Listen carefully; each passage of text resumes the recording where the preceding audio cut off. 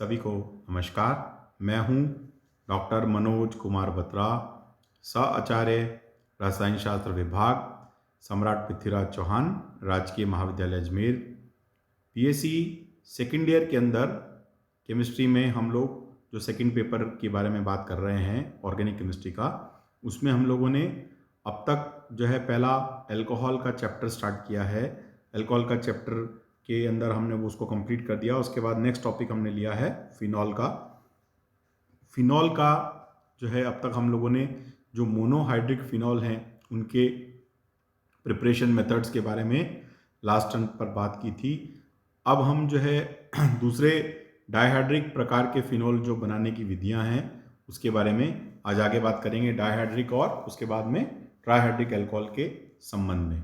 तो आपको पिछले बार जो है हमने जो लेक्चर लिया था उसमें ध्यान होगा कि हम लोगों ने बात की थी कि सैलिसिलिक एसिड से, एराइल डायज़ोनियम क्लोराइड से, रिग्नार रिएजेंट से, इनकी सहायता से हम किस प्रकार से मोनोहाइड्रिक फिनॉल बनाते हैं। आज हम डायहाइड्रिक फिनॉल को बनाने की विधियों की बात कर रहे हैं। इसमें सबसे पहले है रिसोर्सिनॉल के बनाने की विधि। अब देखिए, डायहाइड्रिक अल्कोहल में हम जानते हैं कि डायहाइड्रिक फिनॉल जो होते हैं वो तीन प्रकार के होते हैं। जब दो OH ग्रुप एक दूसरे के साथ में परस्पर रूप से ऑर्थो पोजीशन पे जुड़े होते हैं तो उसको हम कैटिकॉल कहते हैं। जब वो मेटा पोजीशन पे जुड़े होते हैं तो उसको हम रिसोर्सिनॉल कहते हैं, और पैरा पोजीशन पे जुड़े होते हैं तो उनको हम क्विनॉल कहते हैं।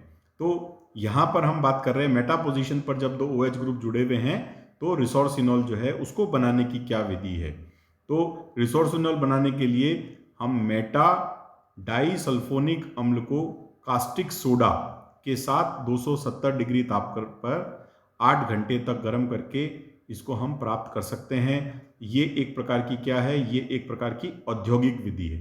तो मेटा डाई सल्फोनिक एसिड यानी कि सल्फोनिक एसिड जो है उसकी दो मॉइटीज जो हैं वो मेटा पोजीशन पर प्रेजेंट हैं। उसकी रिएक्शन हम क्या किसके साथ में, सोडा, कास्टिक सोडा के साथ में 9NaOH के साथ में 270 डिग्री 270 डिग्री सेंटीग्रेड पर कराएंगे।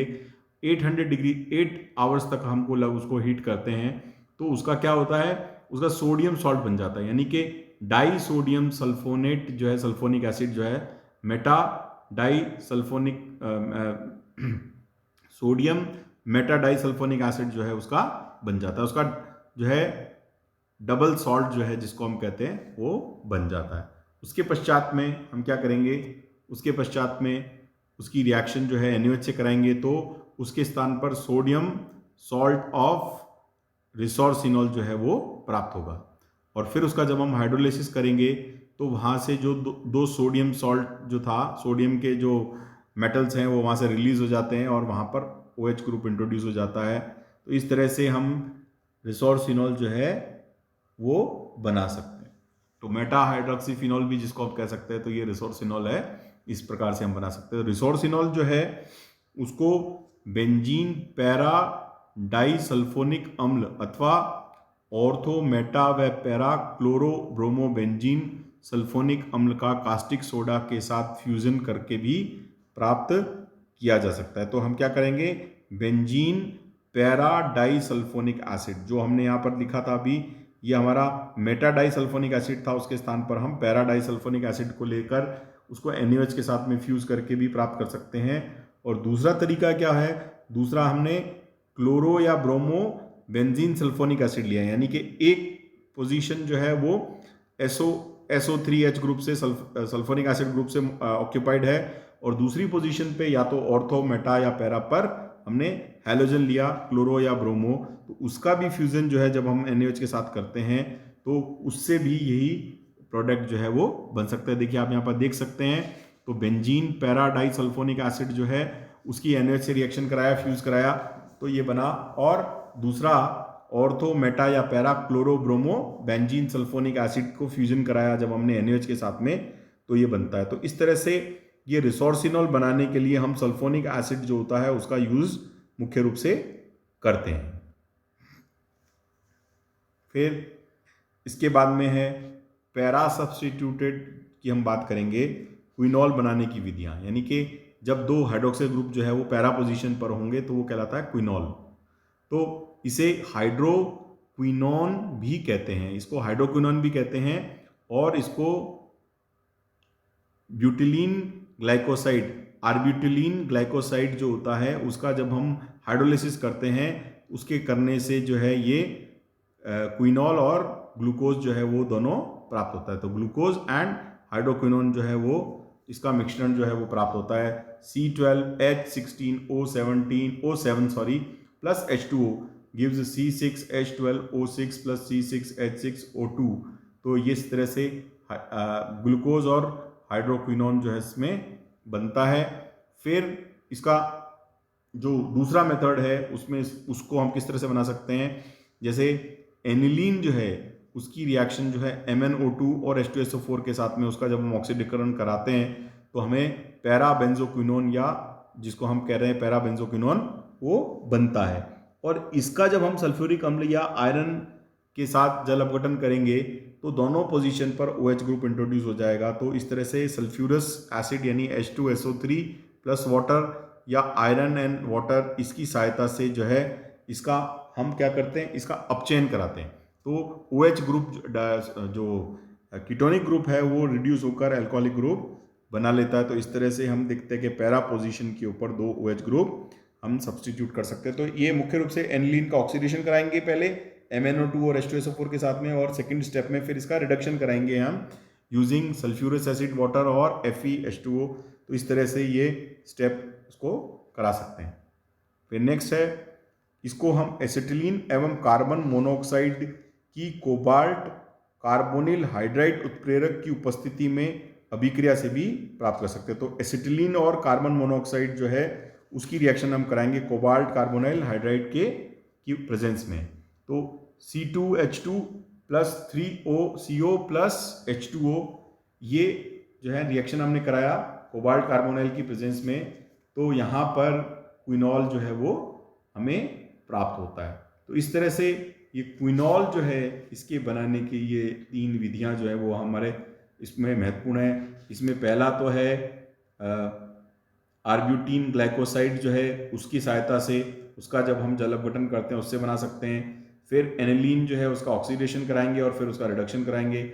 और तीसरा जो रिएक्शन है वो catalyst carbonyl cobalt carbonyl hydride जो है इसकी उपस्थिति में एसिटिलीन और कार्बन मोनोऑक्साइड जो है उसकी सहायता से उसको हम प्राप्त कर सकते हैं। तो इस तरह से ये 3 मेथड जो है वो क्विनॉल टाइप का जो डाइहाइड्रिक फिनॉल है उसको प्राप्त करने के लिए काम में ली जाती है। फिर हम बात करते हैं ट्राइहाइड्रिक फिनॉल को बनाने की विधियां। अब देखिए ट्राइहाइड्रिक फिनॉल बनाने के लिए हम बात कर सकते हैं कि अगर तीनों OH ग्रुप 1, 2 और 3 पोजीशन पर मौजूद हों तो इसको हम क्या कहेंगे, पायरोगैलॉल, है ना। 1, 2, 3 ट्राइहाइड्रोक्सी बेंजीन, इसका नाम क्या है, पायरोगैलॉल। इसके बाद में अगर OH ग्रुप 1, 2 और 4 पोजीशन पर हैं जिसको हम कहेंगे ट्राइहाइड्रोक्सी 1, 2, 4 ट्राइहाइड्रोक्सी बेंजीन, या इसको हम कहते हैं हाइड्रोक्सी क्विनॉल।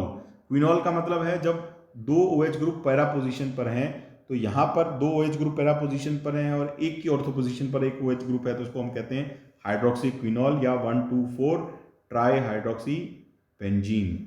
और तीसरा जो है वो कहलाता है फ्लोरोग्लूसिनॉल, जिसमें 3 सिमेट्रिक पोजीशन जो होती हैं 1, 3 और 5, इन तीनों पोजीशंस पर 3 OH ग्रुप जो है वो लगे हुए होते हैं। तो जिस प्रकार से 2 प्रकार के हमने देखा डाइहाइड्रिक, 3 प्रकार के ट्राइहाइड्रिक फिनॉल पॉसिबल हैं, कैटिकॉल, रिसोर्सिनॉल एंड क्विनॉल। इसी तरह से 3 प्रकार के ट्राइहाइड्रिक अल्कोहल्स, ट्राइहाइड्रिक फिनॉल जो हैं वो पॉसिबल होते हैं, जिसमें सबसे पहला है पायरोगैलॉल या 1, 2, 3 ट्राइहाइड्रोक्सी बेंजीन। तो इसे हम कैसे प्राप्त करेंगे, इसे ठोस गैलिक एसिड, अब गैलिक एसिड जो है इसमें क्या है, इसमें ये 3 OH ग्रुप 1, 2, 3 पोजीशन पर तो हैं ही, लेकिन उसके साथ में एक COH ग्रुप जो है वो भी प्रेजेंट होता है। तो गैलिक एसिड के जलीय विलयन को 210 डिग्री सेंटीग्रेड पर उच्च ताप पर गर्म करके बनाया जा सकता है। तो उसका जो एक्वस सोल्यूशन होता है उसको हाई प्रेशर के ऊपर हम जो है 200 डिग्री जो है 210 डिग्री सेंटीग्रेड के ऊपर हीट करके बना सकते हैं। तो हम कह सकते हैं कि जो गैलिक एसिड है उसमें COH ग्रुप जो है उसका डीकार्बोक्सिलेशन हो जाता है और वो कार्बन डाइऑक्साइड के रूप में निकल जाता है, और हमें 1,2,3 ट्राई हाइड्रोक्सी बेंजीन या जिसको अपन पायरोगेनॉल कहते हैं वो प्राप्त होता है। फिर सेकंड है हाइड्रोक्सी क्विनॉल या 1,2,4 ट्राई हाइड्रोक्सी बेंजीन। तो 1,2,4 ट्राई हाइड्रोक्सी बेंजीन में यहाँ 3 OH ग्रुप हैं जो कि 1, 2 और 4 पोजीशन पर। इसको हम हाइड्रोक्सी क्विनॉल जैसे हमने बात की इसको कहते हैं। इसको कैसे बनाएंगे, जैसे क्विनॉल है, क्विनॉल मीन्स दोनों पैरा पोजीशन पर OH ग्रुप हैं, उसको क्षार के साथ वायु की उपस्थिति में यानी कि इन प्रेजेंस ऑफ बेस और वायु जो है एयर की प्रेजेंस में जो है इसको हम जब फ्यूज करेंगे NaOH के साथ में तो हमें क्या प्राप्त होगा, हमें इस कंडीशन में जो हाइड्रोक्सीक्विनॉल है उसका सोडियम सॉल्ट मिलेगा, उसका ट्राई सोडियम सॉल्ट मिलेगा। उसका जब हम हाइड्रोलिसिस करेंगे या एसिडिफिकेशन करेंगे तो तीनों पोजीशन पे यानी कि 1, 2 और 4 पोजीशन पर ट्राई हाइड्रोक्सी बेंजीन जो है वो हमें प्राप्त होता है। तो इस तरह से हम इसको जो है वो प्राप्त कर सकते हैं। फिर नेक्स्ट है सेकंड तरीका है बनाने का, पैरा बेंजोक्विनोन से हम हाइड्रोक्सीक्विनोन को भी बना सकते हैं। तो देखिए यहाँ पर हमने देखा ये क्विनॉल से बनाया और यहाँ पर हमने पैरा बेंजोक्विनोन से बनाया। तो पैरा बेंजोक्विनोन की रिएक्शन के लिए हम क्या करेंगे, उसकी हम एसिटाइलेशन मेथड यूज करेंगे। तो इसके अंदर एसिटिक एनहाइड्राइड और H2SO4 की प्रेजेंस में ये रिएक्शन कराएंगे तो हमें क्या होगा, ऑर्थो और पैरा पोजीशन जो है जिसको हम कहें 1,4 पोजीशन पर तो क्योंकि डबल बॉन्ड है तो वहाँ पर पहले OH ग्रुप आएगा और फिर उसका एसिटाइलेशन होगा तो दोनों पोजीशन पर एसिटाइल ग्रुप इंट्रोड्यूस हो जाएगा। लेकिन जो पहला कार्बन है उसकी ऑर्थो पोजीशन के ऊपर भी एक जो है वो OH ग्रुप आ जाएगा और उसका एसिटाइलेशन हो जाएगा। तो इस तरह से ट्राई एसिटाइलेटेड प्रोडक्ट जो है वो बन जाएगा। तो इसका जब हम हाइड्रोलिसिस करते हैं तो इसके साथ में हाइड्रोलिसिस करने से जो है ये हमें अल्कोहल जो है फिनॉल जो है 1,2,4 ट्राई हाइड्रोक्सी बेंजीन जो है ये हमें प्राप्त होता है। तो इस तरह से ये दो मेथड हैं जिनका उपयोग करके हम इस तरह से इस फिनॉल को प्राप्त कर सकते हैं। फिर है फ्लोरोग्लूसिनॉल, जिसके बारे में हमने पहले भी बात की। फ्लोरोग्लूसिनॉल क्या है, जिसमें सिमेट्रिक पोजीशन जो है उन पर जो है OH ग्रुप इंट्रोड्यूस होता है, यानी कि 2, 4 और 6 ट्राई नाइट्रोबेंज 2, 4, 6 या 1,3,5 पोजीशन जिसको हम कहेंगे 1,3,5 पोजीशन पर ट्राई हाइड्रोक्सी जो है वो 3 OH ग्रुप सब्सटीट्यूटेड हों तो उसको हम कहेंगे फ्लोरोग्लूसिनॉल। तो फ्लोरोग्लूसिनॉल को प्रयोगशाला में 2, 4, 6 ट्राई नाइट्रोबेंजोइक अम्ल के अपचयन से यानी कि 2, 4, 6 ट्राई नाइट्रोबेंजोइक एसिड जो है उसका रिडक्शन करेंगे, उसके से प्राप्त जो अमीनो व्युत्पन्न है उसकी हम HCl के साथ रिएक्शन कराएंगे तो वो बना सकते हैं। तो हमने क्या किया, सबसे पहले 2, 4, 6 ट्राई नाइट्रोबेंजोइक एसिड लिया, उसका हमने रिडक्शन किया टिन और HCl के साथ में। तो जब हम पता है नाइट्रो ग्रुप का रिडक्शन एसिडिक मीडियम में करते हैं तो वहाँ पर अमीनो ग्रुप इंट्रोड्यूस हो जाता है। तो तीनों पोजीशन जहाँ पर नाइट्रो ग्रुप है वहाँ पर तीनों अमीनो ग्रुप इंट्रोड्यूस हो गया। तो वही 2, 4, 6 ट्राई तीनों पोजीशन पर अमीनो ग्रुप है। फिर हमने उसकी HCl से रिएक्शन कराई तो उसके साथ में डीकार्बोक्सिलेशन भी हुआ और उसके स्थान पर NH2 के स्थान पर OH ग्रुप इंट्रोड्यूस हो गया। तो इस तरह से हम देखते हैं कि हमें 1,3,5 ट्राई हाइड्रोक्सी बेंजीन जो है ये फ्लोरोग्लूसिनॉल जो है वो प्राप्त होता है। तो ये इसके बनाने की विधि है। फिर नेक्स्ट मेथड जो है, इसे रिसोर्सिनॉल को सोडियम हाइड्रोक्साइड के साथ वायु की उपस्थिति में संगलित यानी फ्यूज करके भी बना सकते हैं। तो हम क्या कर सकते हैं कि रिसोर्सिनॉल को यूज करेंगे और NaOH के साथ में उसको फ्यूज करेंगे इन प्रेजेंस ऑफ एयर। तो उस कंडीशन में पहले तो उसका सोडियम सॉल्ट मिलेगा हमें, जो तीनों पोजीशन पर OH ग्रुप है उसका सोडियम सॉल्ट मिलेगा और फिर जब हम उसका एसिडिफिकेशन करेंगे तो हमें ग्लूसिनॉल जो है वो फ्लोरोग्लूसिनॉल प्राप्त होता है। तो देखिए ये रिएक्शन सीक्वेंस है।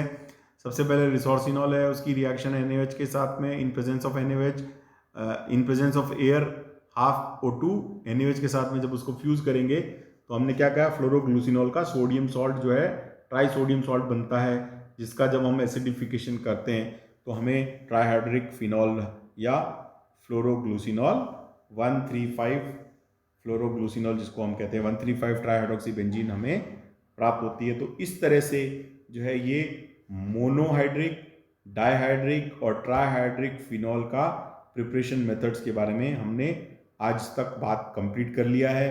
अब जो नेक्स्ट टॉपिक है, नेक्स्ट टर्न पर जब हम बात करेंगे तो हम बात करेंगे फिजिकल प्रॉपर्टीज़ ऑफ फिनॉल के बारे में, या फिनॉल के जो है भौतिक गुणधर्म के इनके बारे में।